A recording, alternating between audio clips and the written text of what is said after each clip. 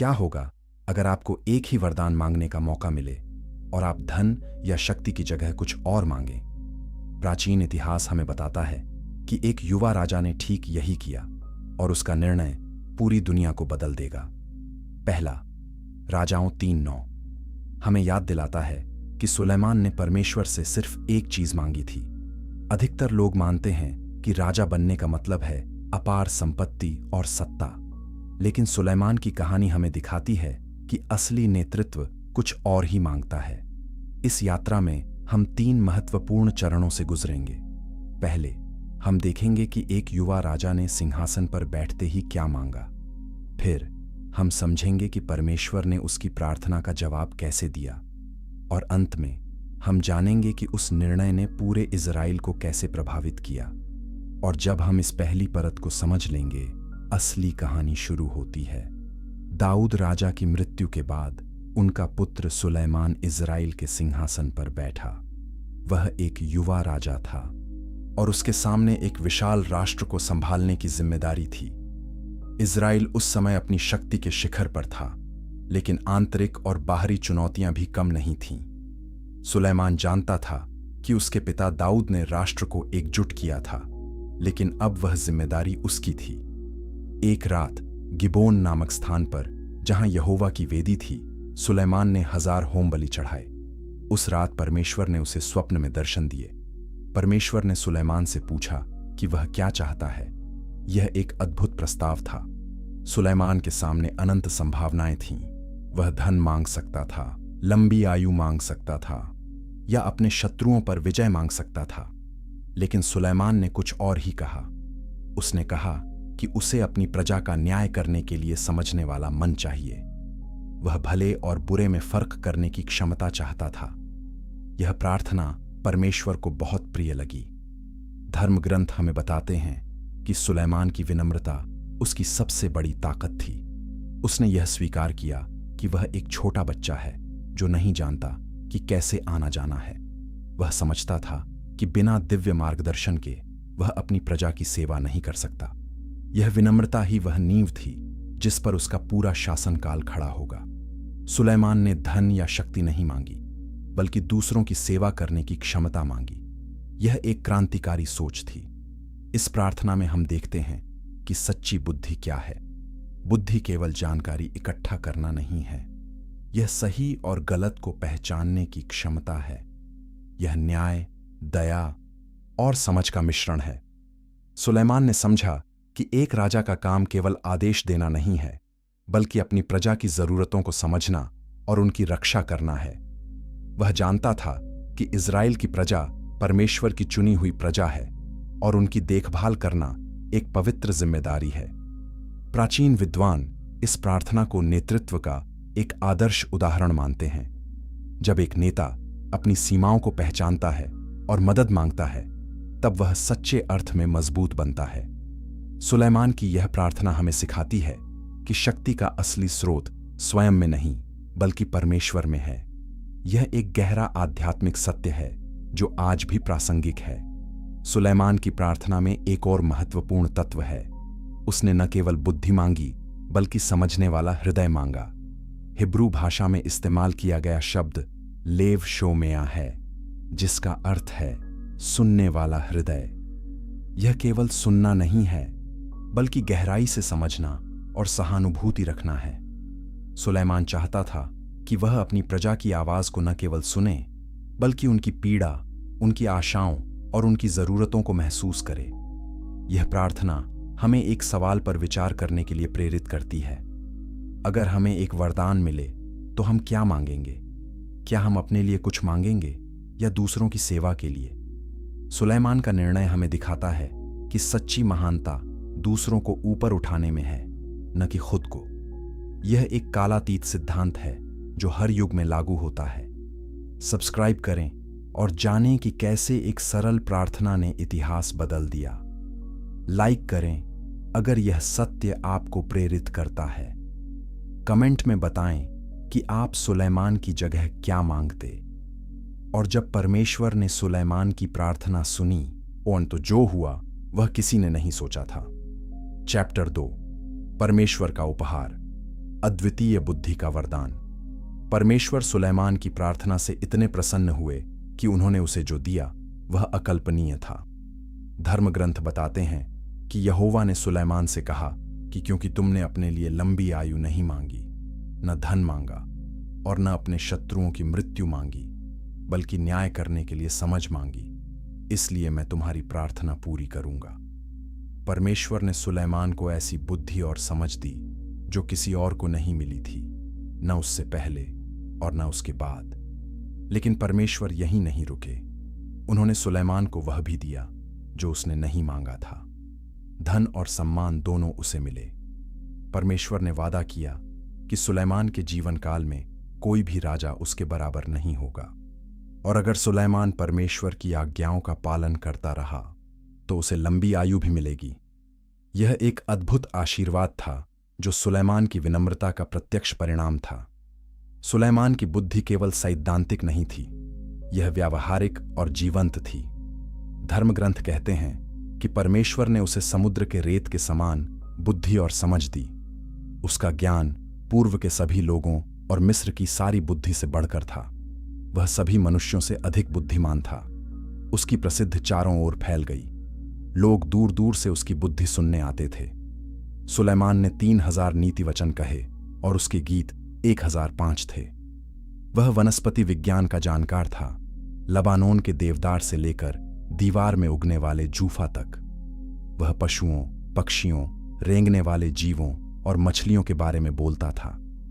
पृथ्वी के सभी राष्ट्रों के लोग और सभी राजा जिन्होंने उसकी बुद्धि के बारे में सुना था, उसकी बुद्धि सुनने आते थे। यह बुद्धि केवल आध्यात्मिक नहीं थी, बल्कि सृष्टि के हर पहलू को समझने की क्षमता थी। परमेश्वर का यह उपहार सुलैमान के लिए एक महान जिम्मेदारी भी लेकर आया। बुद्धि का अर्थ है समझना कि शक्ति का उपयोग कैसे करना है। यह जानना है कि कब बोलना है और कब चुप रहना है। यह पहचानना है कि न्याय और दया के बीच संतुलन कैसे बनाया जाए। सुलैमान की बुद्धि ने उसे एक महान शासक बनाया, लेकिन यह भी एक परीक्षा थी। क्या वह इस उपहार को विनम्रता के साथ इस्तेमाल करेगा या यह उसके अहंकार का कारण बनेगा?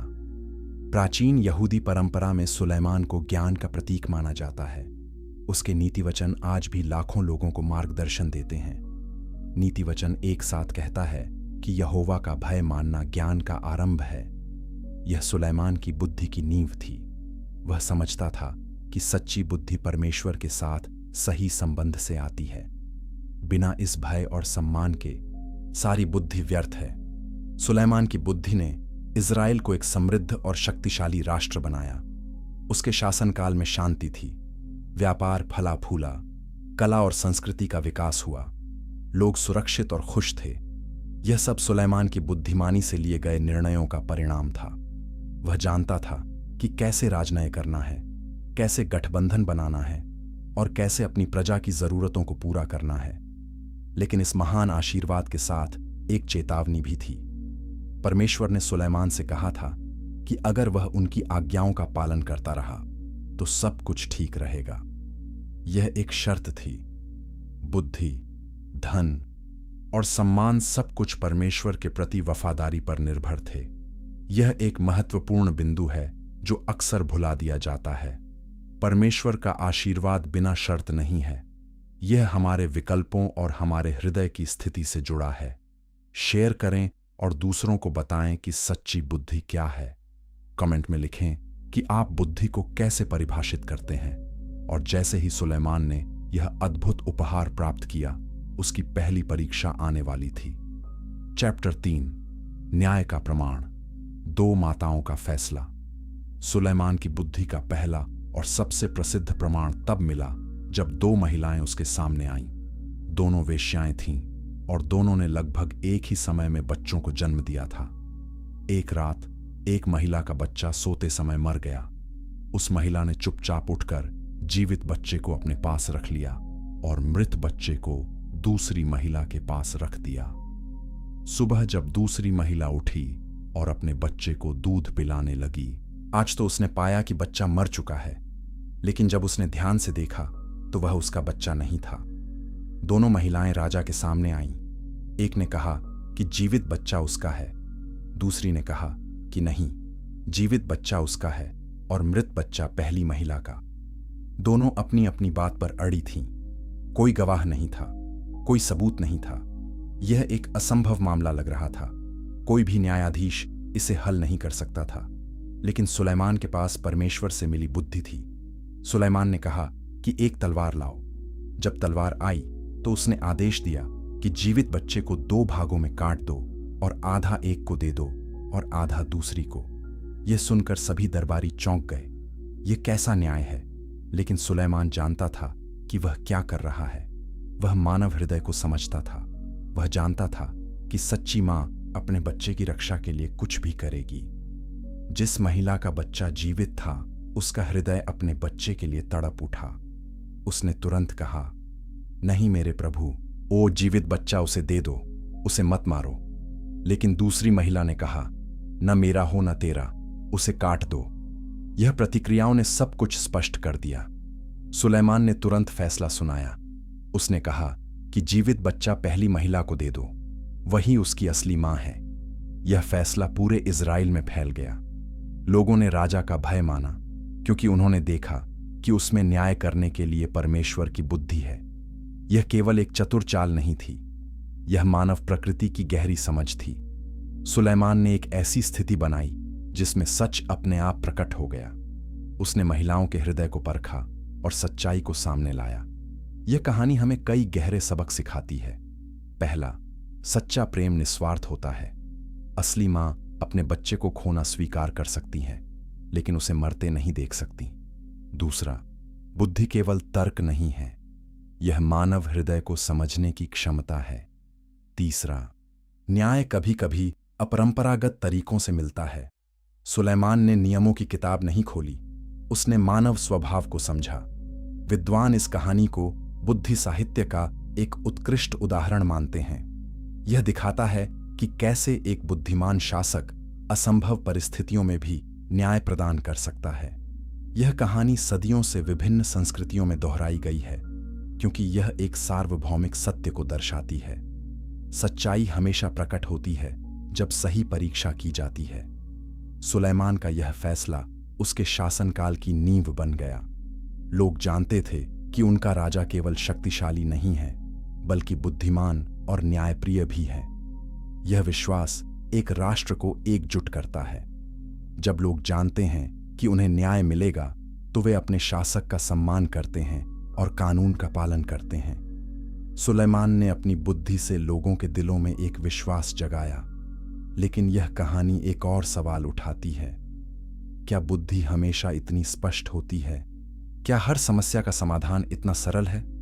सुलेमान की यात्रा हमें दिखाएगी कि बुद्धि को बनाए रखना कितना कठिन है, खासकर जब शक्ति और प्रलोभन सामने हो। यह पहला कदम था, लेकिन रास्ता लंबा और चुनौतीपूर्ण था। सब्सक्राइब करें और देखें कि कैसे सुलेमान की बुद्धि ने इज़राइल को बदला। लाइक करें अगर यह कहानी आपको प्रेरित करती है। और अब सुलेमान एक महान परियोजना शुरू करने वाला था, जो इतिहास में अमर हो जाएगी। चैप्टर 4, मंदिर का निर्माण। परमेश्वर के घर की नींव दाऊद, राजा की सबसे बड़ी इच्छा यहोवा के लिए एक मंदिर बनाने की थी। लेकिन परमेश्वर ने उसे बताया था कि यह काम उसका नहीं, बल्कि उसके पुत्र का होगा। अब सुलेमान के हाथों में वह जिम्मेदारी थी। पहला राजाओं 6 हमें बताता है कि सुलेमान ने अपने राज्य के 4थे वर्ष में मंदिर का निर्माण शुरू किया। यह केवल एक इमारत नहीं थी, यह परमेश्वर का घर था। ओ वह स्थान जहां स्वर्ग और पृथ्वी मिलते हैं। मंदिर का निर्माण एक विशाल परियोजना थी।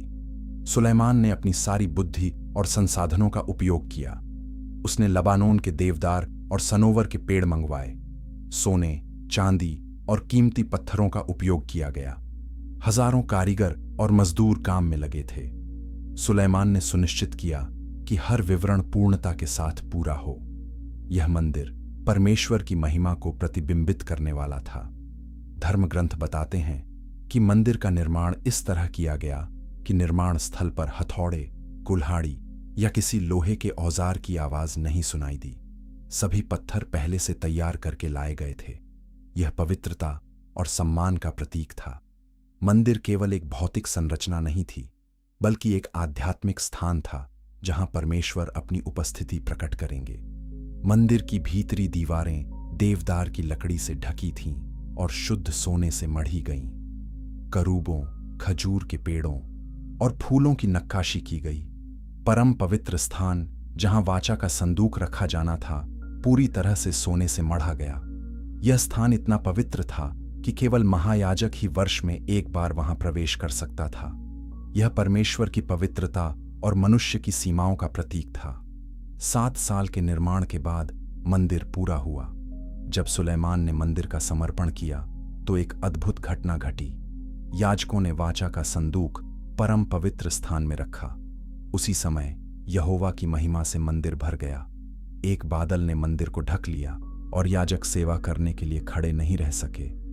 यह परमेश्वर की उपस्थिति का प्रत्यक्ष प्रमाण था। मंदिर केवल मानव निर्माण नहीं था, बल्कि परमेश्वर का निवास स्थान बन गया था। सुलेमान ने लोगों को संबोधित करते हुए कहा कि यहोवा ने कहा था कि वह घने अंधकार में वास करेंगे। उसने परमेश्वर के लिए एक भव्य घर बनाया है, ये एक स्थान जहां वे सदा के लिए वास करेंगे। फिर सुलेमान ने एक लंबी और शक्तिशाली प्रार्थना की। उसने परमेश्वर से विनती की कि वे इस मंदिर को स्वीकार करें और जब भी लोग यहां प्रार्थना करें तो उनकी सुने। सुलेमान की प्रार्थना में गहरी धार्मिक समझ थी। उसने स्वीकार किया कि स्वर्ग और स्वर्गों का स्वर्ग भी परमेश्वर को समा नहीं सकते। फिर यह मंदिर क्या है? लेकिन फिर भी उसने प्रार्थना की कि परमेश्वर अपनी आंखें इस मंदिर पर रखें और यहां की प्रार्थनाओं को सुने। यह विनम्रता और विश्वास का अद्भुत संतुलन था। मंदिर इज़राइल के धार्मिक जीवन का केंद्र बन गया। यह वह स्थान था जहां बलिदान चढ़ाए जाते थे, जहां त्योहार मनाए जाते थे और जहां लोग परमेश्वर की उपस्थिति का अनुभव करते थे। यह राष्ट्रीय एकता का प्रतीक था। सभी इज़राइली इस बात पर गर्व करते थे कि यरूशलेम में परमेश्वर का मंदिर है। लेकिन मंदिर के साथ एक जिम्मेदारी भी आई। परमेश्वर ने सुलेमान को चेतावनी दी कि अगर वह या उसकी संतान परमेश्वर से दूर हो गए और अन्य देवताओं की पूजा की तो इस मंदिर का क्या होगा। यह एक गंभीर चेतावनी थी। मंदिर की भव्यता और परमेश्वर की उपस्थिति बिना शर्त नहीं थी, यह वफादारी पर निर्भर थी। कमेंट करें और बताएं कि आपके लिए पूजा स्थल का क्या अर्थ है। शेयर करें इस कहानी को अपने विश्वासी मित्रों के साथ। और जैसे ही मंदिर पूरा हुआ, सुलेमान के जीवन में एक नया अध्याय शुरू होने वाला था जो उसे अंधकार की ओर ले जाएगा। चैप्टर 5, शक्ति का प्रवेश, अंगूठी और अंधकार की शुरुआत। मंदिर के निर्माण के बाद सुलेमान की प्रसिद्धि चरम पर थी। राष्ट्र समृद्ध था, शांति थी और सुलेमान की बुद्धि की चर्चा हर जगह थी। लेकिन इसी समय एक रहस्यमय घटना घटी। प्राचीन परंपराएं बताती हैं कि सुलेमान को एक विशेष अंगूठी मिली जिस पर परमेश्वर का नाम अंकित था। यह अंगूठी उसे अलौकिक शक्तियां प्रदान करती थी। वह इसके माध्यम से दुष्टात्माओं पर अधिकार रख सकता था। यह अंगूठी एक उपहार थी, लेकिन यह एक परीक्षा भी थी। शक्ति हमेशा प्रलोभन लेकर आती है। सुलेमान ने सोचा कि वह इस शक्ति का उपयोग अच्छे कार्यों के लिए कर सकता है। उसने दुष्टात्माओं को मंदिर के निर्माण में मदद करने के लिए बुलाया। उसने उनसे भारी पत्थर उठवाए, दूर से सामग्री लाई और असंभव कार्य करवाए। शुरू में यह एक चतुर रणनीति लगी, लेकिन धीरे धीरे सुलेमान अंगूठी पर निर्भर होने लगा। प्राचीन ग्रंथ बताते हैं कि सुलेमान ने अंगूठी का उपयोग न केवल निर्माण के लिए बल्कि अपने शत्रुओं को नियंत्रित करने और अपनी शक्ति बढ़ाने के लिए भी किया। वह भूल गया कि उसकी असली शक्ति परमेश्वर से मिली बुद्धि में थी, न कि इस अलौकिक अंगूठी में। यह एक सूक्ष्म बदलाव था, लेकिन यह बदलाव महत्वपूर्ण था। सुलेमान धीरे धीरे परमेश्वर से दूर जा रहा था। दुष्ट आत्माओं के साथ काम करना खतरनाक था। वे सुलेमान की सेवा करते थे, लेकिन वे उसे नष्ट करने का भी इंतजार कर रहे थे। एक दिन एक दुष्टात्मा ने सुलेमान को चेतावनी दी। उसने कहा कि अंगूठी की शक्ति सुलेमान को भ्रष्ट कर देगी। वह कहने लगा कि कि सुलेमान अब उन शक्तियों का गुलाम बन रहा है जिन्हें वह नियंत्रित करने की कोशिश कर रहा है। लेकिन सुलेमान ने इस चेतावनी को नजरअंदाज कर दिया। वह सोचता था कि वह नियंत्रण में है। यह वह क्षण था जब सुलेमान की यात्रा एक अलग दिशा में मुड़ने लगी। शक्ति का प्रलोभन इतना मजबूत था कि वह अपनी मूल बुद्धि को भूलने लगा। उसने परमेश्वर से प्रार्थना करना कम कर दिया। वह अधिक से अधिक अंगूठी पर भरोसा करने लगा। यह एक धीमा लेकिन निश्चित पतन था।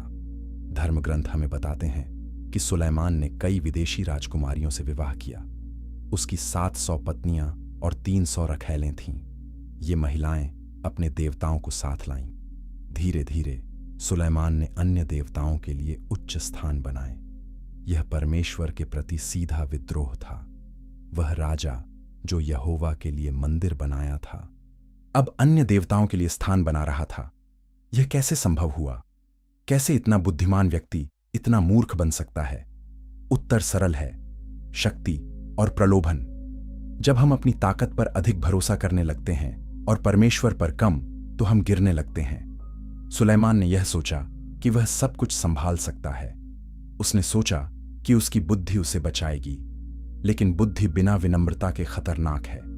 अंगूठी एक प्रतीक बन गई। यह शक्ति का प्रतीक थी, लेकिन यह भ्रष्टाचार का भी प्रतीक थी।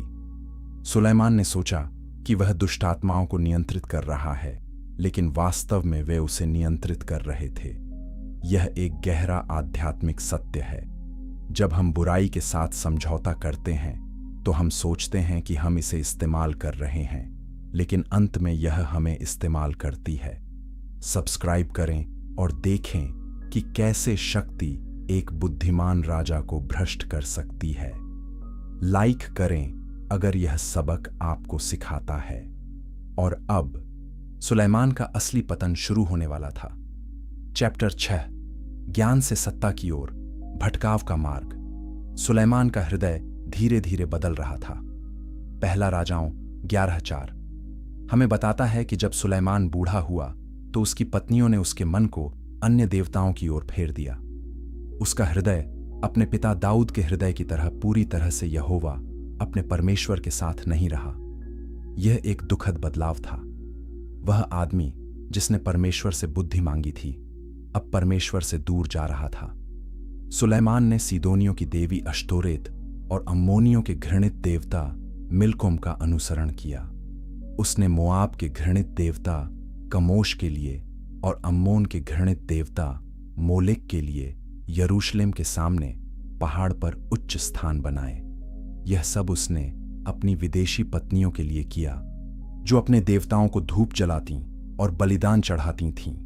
यह केवल राजनीतिक गठबंधन का मामला नहीं था, यह एक आध्यात्मिक समझौता था। सुलेमान ने सोचा कि वह विभिन्न संस्कृतियों के बीच शांति बनाए रख सकता है, लेकिन परमेश्वर ने स्पष्ट आदेश दिया था कि इज़राइल को अन्य देवताओं की पूजा नहीं करनी चाहिए। यह केवल एक धार्मिक नियम नहीं था, बल्कि एक आध्यात्मिक सच्चाई थी। अन्य देवताओं की पूजा का मतलब था परमेश्वर से विश्वासघात। सुलेमान की बुद्धि कहाँ गई? कैसे वह यह नहीं देख सका कि वह गलत रास्ते पर जा रहा है? जवाब यह है कि बुद्धि एक उपहार है, लेकिन इसे बनाए रखने के लिए विनम्रता और आज्ञाकारिता की जरूरत है। जब सुलेमान ने सोचा कि वह अपनी बुद्धि से सब कुछ संभाल सकता है, तो उसने परमेश्वर पर निर्भरता खो दी। और जब परमेश्वर पर निर्भरता खो जाती है, तो बुद्धि भी चली जाती है। सुलेमान का राज्य अभी भी समृद्ध था। बाहर से सब कुछ ठीक लग रहा था, लेकिन भीतर से अनसड़न शुरू हो गई थी। आध्यात्मिक गिरावट हमेशा तुरंत दिखाई नहीं देती, यह धीरे धीरे होती है। सुलेमान ने छोटे छोटे समझौते किए और धीरे धीरे वे बड़े बन गए। एक विदेशी पत्नी के लिए एक छोटा सा मंदिर बनाना कोई बड़ी बात नहीं लगती, लेकिन फिर दूसरा, फिर तीसरा, और अचानक पूरा शहर मूर्ति पूजा से भर जाता है। परमेश्वर सुलेमान से नाराज हुए। उन्होंने 2 बार सुलेमान को दर्शन दिए थे और उसे आदेश दिया था कि वह अन्य देवताओं के पीछे न जाए, लेकिन सुलेमान ने यहोवा की आज्ञा नहीं मानी। इसलिए यहोवा ने सुलेमान से कहा कि क्योंकि तुमने मेरी वाचा और मेरी आज्ञाओं का पालन नहीं किया, मैं निश्चित रूप से राज्य को तुमसे छीन लूंगा। और तुम्हारे सेवक को दे दूंगा। यह एक भयानक दंड था। सुलेमान ने जो कुछ बनाया था वह सब बिखरने वाला था, लेकिन परमेश्वर की दया भी थी। उन्होंने कहा कि सुलेमान के जीवन काल में यह नहीं होगा, बल्कि उसके पुत्र के समय में। और दाऊद की खातिर और पूरा राज्य नहीं छीना जाएगा, बल्कि एक गोत्र सुलेमान के पुत्र के पास रहेगा। सुलेमान की कहानी हमें एक महत्वपूर्ण सबक सिखाती है। शुरुआत में अच्छा होना काफी नहीं है, हमें अंत तक वफादार रहना होगा। सुलेमान ने शानदार शुरुआत की, लेकिन उसका अंत दुखद था। यह हमें चेतावनी देता है कि हम अपनी आध्यात्मिक यात्रा में सतर्क रहें। प्रलोभन हमेशा आते रहते हैं और हमें लगातार परमेश्वर पर निर्भर रहने की जरूरत है। कमेंट करें और बताएं कि आप अपने जीवन में आध्यात्मिक सतर्कता कैसे बनाए रखते हैं। शेयर करें यह कहानी उन लोगों के साथ जिन्हें चेतावनी की जरूरत है। और अब सुलेमान का पतन और गहरा होने वाला था। चैप्टर 7, प्रलोभन का जाल, शक्ति का मोह और पतन। जैसे जैसे सुलेमान अंगूठी और उसकी शक्ति पर अधिक निर्भर होता गया, वह अपने आप से दूर होता गया। वह आदमी जो कभी विनम्र था और परमेश्वर से मार्गदर्शन मांगता था, अब अहंकारी हो गया था। वह सोचने लगा कि उसकी बुद्धि और शक्ति उसकी अपनी है, न कि परमेश्वर का उपहार। यह अहंकार उसके पतन का मुख्य कारण था। प्राचीन परंपराएं बताती हैं कि एक दिन एक अंधकार की छाया सुलेमान के सामने प्रकट हुई। यह छाया एक शक्तिशाली दुष्टात्मा थी जो सुलेमान को और अधिक शक्ति का प्रलोभन दे रही थी। उसने कहा कि अगर सुलेमान और अधिक दुष्टात्माओं को बुलाएगा तो वह पूरी दुनिया पर शासन कर सकता है। वह अमर हो सकता है, वह सर्वशक्तिमान बन सकता है। यह प्रलोभन शैतान के प्रलोभनों की याद दिलाता है। जब शैतान ने यीशु को प्रलोभित किया तो उसने भी दुनिया के सभी राज्यों की पेशकश की, लेकिन यीशु ने इनकार कर दिया। सुलेमान ने नहीं किया। वह प्रलोभन में फंस गया। उसने सोचा कि वह इस शक्ति को नियंत्रित कर सकता है। उसने सोचा कि वह इसका उपयोग अच्छे के लिए कर सकता है, लेकिन बुराई के साथ कोई समझौता नहीं हो सकता। सुलेमान ने अधिक से अधिक दुष्टात्माओं को बुलाना शुरू कर दिया। वह उनसे असंभव कार्य करवाता। वह अपनी शक्ति का प्रदर्शन करता। लोग उससे भयभीत होने लगे। वे उसका सम्मान नहीं करते थे, बल्कि उससे डरते थे। यह एक महत्वपूर्ण बदलाव था। एक नेता जो प्रेम और सम्मान से शासन करता है वह स्थायी होता है, लेकिन एक नेता जो भय से शासन करता है वह अंततः गिर जाता है। सुलेमान के दरबार में बेचैनी फैल गई। लोग फुसफुसाने लगे कि राजा बदल गया है। वह बुद्धिमान और न्यायप्रिय राजा नहीं रहा जो कभी था। कुछ लोगों ने विद्रोह करने की योजना बनाई। यरोबाम, सुलेमान का एक सेवक, परमेश्वर द्वारा चुना गया कि वह भविष्य में इज़राइल के 10 गोत्रों पर राज करेगा। यह सुलेमान के पाप का प्रत्यक्ष परिणाम था। सुलेमान की शक्ति के साथ उसका अकेलापन भी बढ़ गया। वह लोगों से घिरा था, लेकिन वह अकेला था। उसकी पत्नियां उसे प्यार नहीं करती थीं। वे उसकी शक्ति और धन से प्यार करती थीं। उसके सेवक उससे डरते थे, उसका सम्मान नहीं करते थे, और सबसे महत्वपूर्ण, उसने परमेश्वर के साथ अपना संबंध खो दिया था। यह सबसे बड़ा नुकसान था। प्राचीन ग्रंथ कहते हैं कि सुलेमान ने अपने अंतिम वर्षों में सभोपदेशक की किताब लिखी।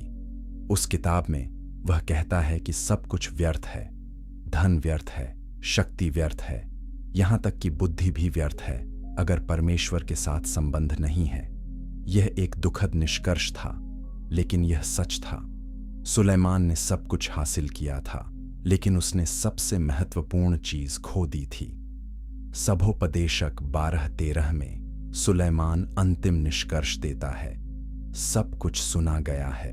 वो निष्कर्ष यह है, परमेश्वर का भय मानो और उसकी आज्ञाओं का पालन करो, क्योंकि यह सब मनुष्य का कर्तव्य है। यह वही सबक था जो उसे शुरू में पता था, लेकिन जिसे उसने बीच में भुला दिया। यह हम सभी के लिए एक चेतावनी है। हम जो जानते हैं उसे जीना भी जरूरी है। सब्सक्राइब करें और सीखें कि कैसे शक्ति भ्रष्ट करती है। लाइक करें अगर यह कहानी आपको सोचने पर मजबूर करती है। और अब सुलेमान को अपने कार्यों के परिणाम भुगतने पड़े। चैप्टर 8, अंधकार की गहराई, नियंत्रण का भ्रम। सुलेमान ने महसूस किया कि वह अब नियंत्रण में नहीं है। दुष्ट आत्माएं जिन्हें उसने बुलाया था अब उसे नियंत्रित कर रही थीं। अंगूठी जो एक उपहार थी अब एक शाप बन गई थी। वह इसे उतार नहीं सकता था। यह उसकी उंगली से चिपक गई थी और हर बार जब वह इसका उपयोग करता तो वह अंधकार की ओर और खिंच जाता। रातों में सुलेमान को बुरे सपने आते। वह दुष्टात्माओं को देखता जो उसे घेरे हुए थे। वे हंसते और उसका मजाक उड़ाते। वे कहते कि वह सोचता था कि वह उन्हें नियंत्रित कर रहा है, लेकिन असलियत में वे उसे नियंत्रित कर रहे थे। सुलेमान जागता, पसीने से तर और महसूस करता कि यह सच है। वह अब स्वतंत्र नहीं था, वह एक गुलाम बन गया था। उसने अंगूठी को फेंकने की कोशिश की, लेकिन हर बार यह वापस उसकी उंगली पर आ जाती। उसने इसे तोड़ने की कोशिश की, लेकिन यह अटूट थी। वह फंस गया था। यह एक गहरा आध्यात्मिक सत्य है। जब हम पाप में फंस जाते हैं तो हम अक्सर महसूस करते हैं कि हम इससे बाहर नहीं निकल सकते। पाप एक जंजीर बन जाता है जो हमें बांध देता है। सुलेमान का स्वास्थ्य बिगड़ने लगा। वह बूढ़ा दिखने लगा। उसकी आंखों में वह चमक नहीं रही जो कभी थी। लोग देख सकते थे कि कुछ गलत है।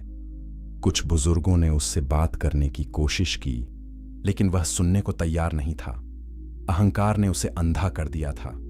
वह स्वीकार नहीं कर सकता था कि उसने गलती की है। यह अहंकार और पश्चाताप के बीच की लड़ाई थी।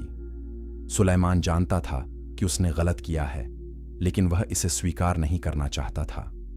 वह सोचता था कि अगर वह पश्चाताप करता है तो लोग उसे कमजोर समझेंगे, लेकिन सच्चाई यह है कि पश्चाताप ताकत का संकेत है, कमजोरी का नहीं। यह स्वीकार करने की हिम्मत है कि हम गलत थे और बदलने की इच्छा। एक दिन एक बुद्धिमान वृद्ध व्यक्ति सुलेमान के पास आया। उसने सुलेमान से कहा कि अंगूठी को त्यागना होगा। उसने कहा कि यह केवल अंगूठी को फेंकने का मामला नहीं है, बल्कि उस शक्ति को त्यागने का है जिसका यह प्रतीक है। सुलेमान को चुनना होगा, शक्ति या आत्मा, अंधकार या प्रकाश, परमेश्वर या स्वयं। यह एक महत्वपूर्ण क्षण था। सुलेमान के सामने एक विकल्प था। वह जारी रख सकता था जैसा वह था और पूरी तरह से नष्ट हो सकता था, या वह विनम्र हो सकता था, पश्चाताप कर सकता था और मुक्ति की तलाश कर सकता था। यह आसान नहीं था। शक्ति को छोड़ना कभी आसान नहीं होता, लेकिन यह जरूरी था। सुलेमान ने घंटों तक सोचा। उसने अपने जीवन पर विचार किया। उसने उन सभी चीजों को याद किया जो उसने हासिल की थीं और उन सभी चीजों को जो उसने खो दी थीं, और धीरे धीरे उसे एहसास हुआ कि वह गलत रास्ते पर था। वह समझ गया कि असली मुक्ति केवल परमेश्वर में है, न कि शक्ति में। कमेंट करें और बताएं कि आपने कब किसी चीज को छोड़ने का कठिन निर्णय लिया। शेयर करें यह संदेश उन लोगों के साथ जो संघर्ष कर रहे हैं। और अब सुलेमान की असली लड़ाई शुरू होने वाली थी। चैप्टर 9, आत्मा की लड़ाई। सच्चाई का सामना। सुलेमान ने निर्णय लिया। उसे अंगूठी को त्यागना होगा, लेकिन यह केवल एक भौतिक कार्य नहीं था। यह एक आध्यात्मिक लड़ाई थी। दुष्ट आत्माएं उसे छोड़ने नहीं देना चाहती थीं। वे जानती थीं कि अगर सुलेमान अंगूठी को त्याग देता है तो उनकी शक्ति भी चली जाएगी। इसलिए उन्होंने उसे रोकने की पूरी कोशिश की। वे उसके मन में संदेह पैदा करने लगीं। वे कहतीं कि अगर वह अंगूठी को त्याग देता है तो वह कमजोर हो जाएगा। उसके दुश्मन उस पर हमला करेंगे। उसकी प्रजा उसका सम्मान नहीं करेगी। वह अपनी सारी शक्ति और सम्मान खो देगा। ये सभी झूठ थे, लेकिन वे विश्वास दिलाने वाले झूठ थे। सुलेमान ने प्रार्थना की। यह बहुत समय बाद पहली बार था जब उसने सच्चे दिल से प्रार्थना की। उसने परमेश्वर से क्षमा मांगी। उसने स्वीकार किया कि उसने गलत किया है। उसने मदद मांगी, और जैसे ही उसने यह किया, उसे एक शांति महसूस हुई जो बहुत समय से नहीं मिली थी। यह परमेश्वर की उपस्थिति की शांति थी। बुद्धिमान वृद्ध व्यक्ति ने सुलेमान को एक सलाह दी। उसने कहा कि अंगूठी को नदी में फेंक दो, जहां कोई इसे नहीं पा सकता, और जब तुम ऐसा करो तो जोर से घोषणा करो कि तुम परमेश्वर के प्रति वफादार हो, न कि शक्ति के प्रति। यह एक सार्वजनिक घोषणा होगी, एक वचन जो तुम्हें जवाबदेह बनाएगा। सुलेमान राजधानी से बाहर गया। वह यर्दन नदी के किनारे गया। उसने अंगूठी को देखा। यह उसकी उंगली पर चमक रही थी। उसे इस पर कितनी शक्ति थी, लेकिन अब वह जानता था कि यह शक्ति एक भ्रम थी। असली शक्ति परमेश्वर में है, न कि इस अंगूठी में। उसने गहरी सांस ली। फिर उसने जोर से कहा, मैं यहोवा परमेश्वर के प्रति वफादार हूं। मैं इस अंगूठी और इसकी शक्ति को त्यागता हूं। मैं विनम्रता में जीना चुनता हूं, न कि अहंकार में। और उसने अंगूठी को नदी में फेंक दिया। जैसे ही अंगूठी पानी में गिरी, एक तेज चमक हुई और फिर सब कुछ शांत हो गया। सुलेमान ने महसूस किया कि एक बोझ उसके कंधों से उतर गया है। वह स्वतंत्र था। पहली बार बहुत समय में वह वास्तव में स्वतंत्र था। दुष्टात्माओं की आवाजें चली गईं। अंधकार की छाया गायब हो गई। वह अकेला था, लेकिन वह अब अकेला नहीं था। परमेश्वर उसके साथ थे। यह मुक्ति की एक शक्तिशाली तस्वीर है। जब हम अपने पाप को त्यागते हैं और परमेश्वर की ओर मुड़ते हैं, तो हम स्वतंत्रता का अनुभव करते हैं। यह आसान नहीं है, यह दर्दनाक है। हमें उन चीजों को छोड़ना पड़ता है जो हमें प्रिय हैं, लेकिन अंत में यह इसके लायक है। स्वतंत्रता की खुशी किसी भी अस्थायी शक्ति से बढ़कर है। सुलेमान यरूशलेम लौट आया, लेकिन अब वह एक बदला हुआ आदमी था। उसकी आंखों में फिर से वह चमक थी। उसके चेहरे पर शांति थी। लोग देख सकते थे कि कुछ बदल गया है। और अब उसे अपने कार्यों का सामना करना था और अपनी प्रजा के साथ सही संबंध बनाना था। सब्सक्राइब करें और देखें कि कैसे पश्चाताप स्वतंत्रता लाता है। लाइक करें अगर यह कहानी आपको प्रेरित करती है। और अब सुलेमान को अपनी प्रजा के सामने विनम्र होना था।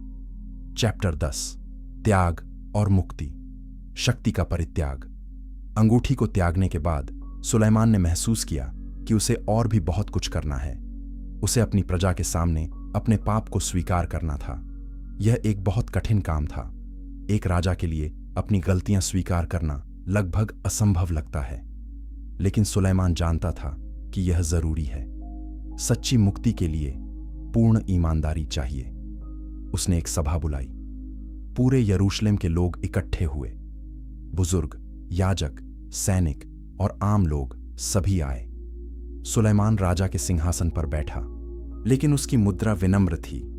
उसने अपने सिर को झुकाया और बोलना शुरू किया। उसने कहा कि मैंने परमेश्वर के विरुद्ध पाप किया है। मैंने अपनी बुद्धि को भुला दिया और शक्ति की खोज की।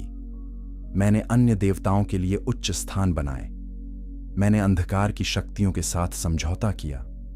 मैं अपनी प्रजा के प्रति न्यायप्रिय नहीं रहा। मैं अहंकारी हो गया और परमेश्वर से दूर हो गया। यह सब मेरी गलती है।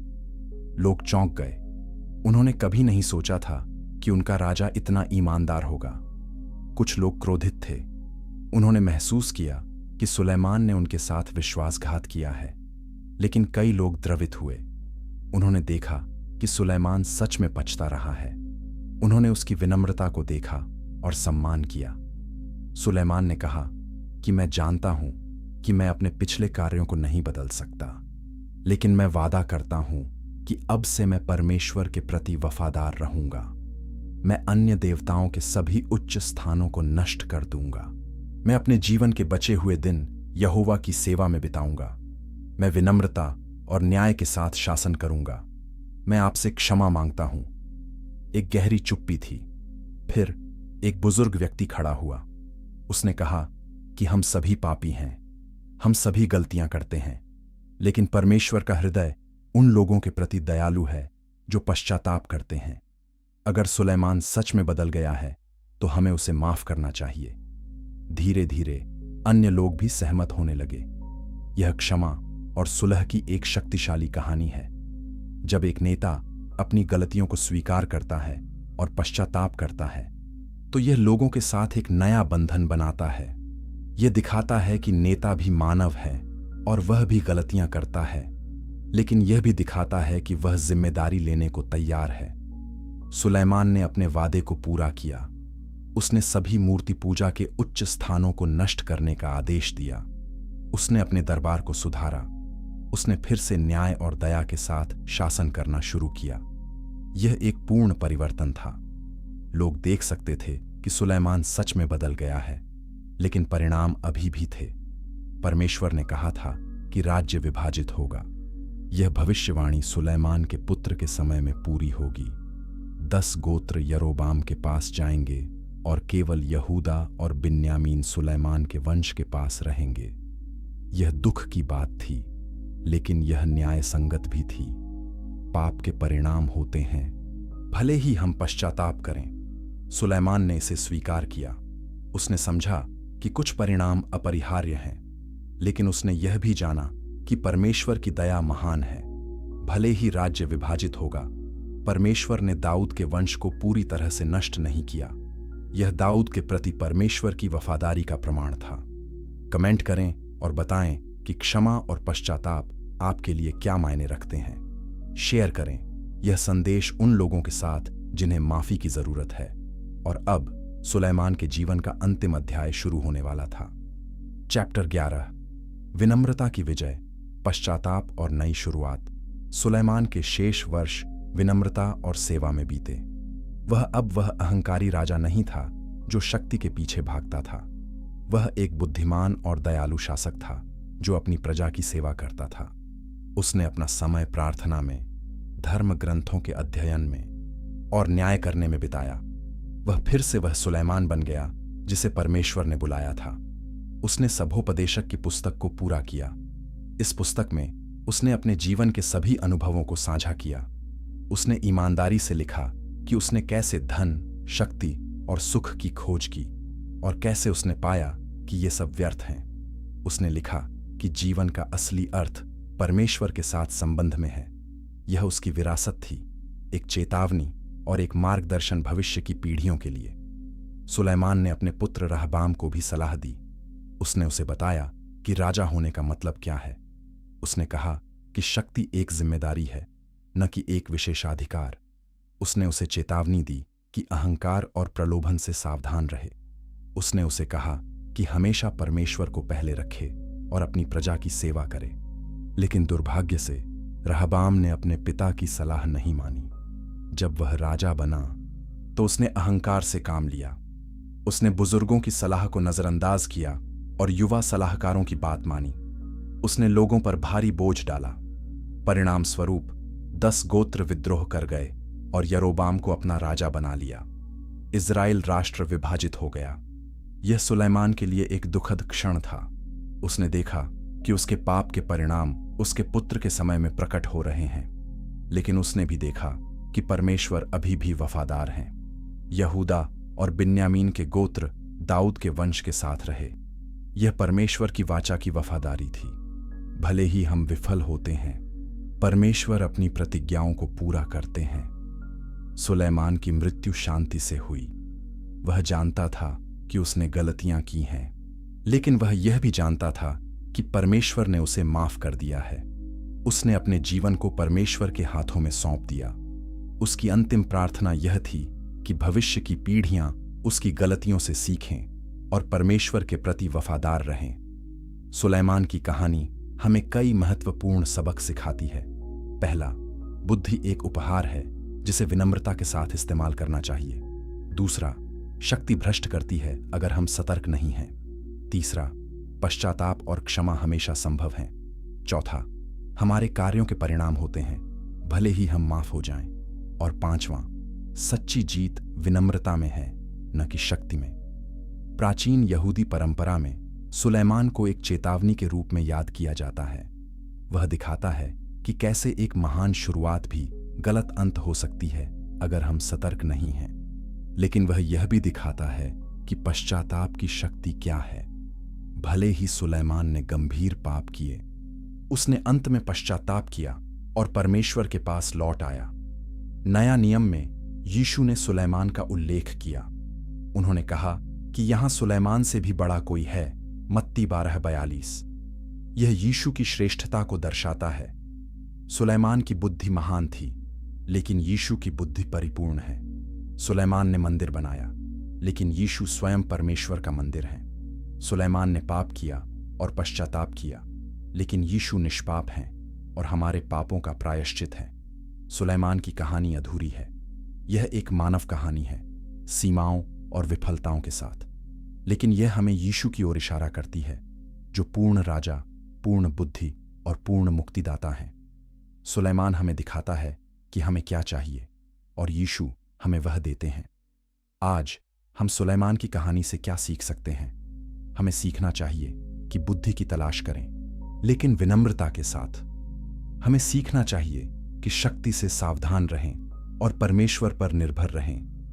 हमें सीखना चाहिए कि जब हम गिरते हैं तो पश्चाताप करें और परमेश्वर के पास लौट आएं। और सबसे महत्वपूर्ण, हमें यीशु की ओर देखना चाहिए, जो हमें पूर्ण बुद्धि, पूर्ण मुक्ति और पूर्ण जीवन प्रदान करते हैं। सब्सक्राइब करें और इस यात्रा को याद रखें। लाइक करें अगर यह कहानी ने आपको बदल दिया। कमेंट करें और बताएं कि आप इस कहानी से क्या सीखें। शेयर करें यह संदेश दूसरों के साथ जो बुद्धि और मुक्ति की तलाश में हैं। सुलेमान की कहानी समाप्त होती है, लेकिन हमारी कहानी जारी है। हम क्या चुनेंगे? शक्ति या विनम्रता? अहंकार या पश्चाताप?